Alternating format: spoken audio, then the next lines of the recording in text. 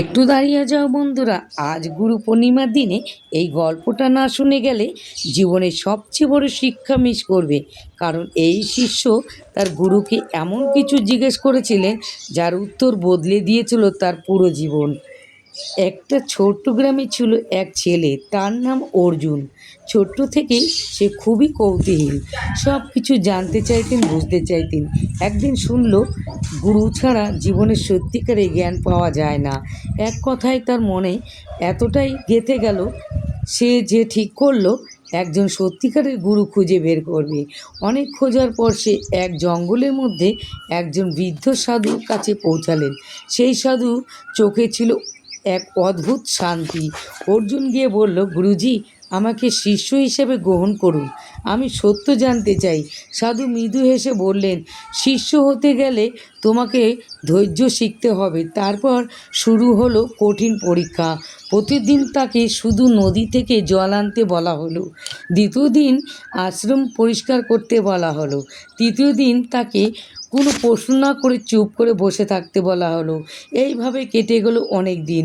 অর্জুন মনে প্রশ্ন জাগলো, আমি তো জ্ঞান নিতে এসেছি, কিন্তু আমাকে শুধু কাজই করানো হচ্ছে।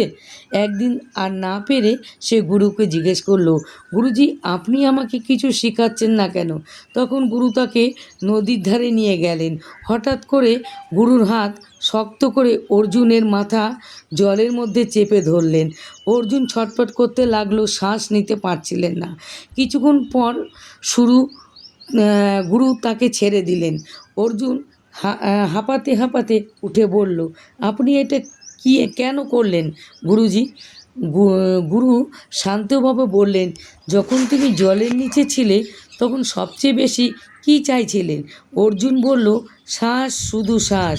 তখন গুরু বললেন, যেদিন তুমি জ্ঞানকে ঠিকভাবে চাইবে, সেইভাবে তুমি শ্বাস চাইছিলে, সেই দিন তুমি সত্যিকারের জ্ঞান পাবে। এই কথা শুনে অর্জুনের চোখে জল চলে এলো। সেই বুঝতে পারল গুরু তাকে কাজ করিয়ে, অপেক্ষা করিয়ে ধৈর্য আর একাগ্রতা শিখিয়েছিলেন। সেই দিন থেকে অর্জুন পুরো মন দিয়ে শেখা শুরু করলো এবং একদিন সে নিজের একজন মহান জ্ঞানী হয়ে উঠলেন। গুরু শুধু আমাদের শিক্ষা দেন না, গুরু আমাদের ভিতরের অন্ধকারে দূর করে আলোর পথ দেখান। এই গুরুর পূর্ণিমা নিজের গুরুকে প্রণাম করুন, কারণ এই তার জন্যই আপনি আজ এই জায়গা আছেন।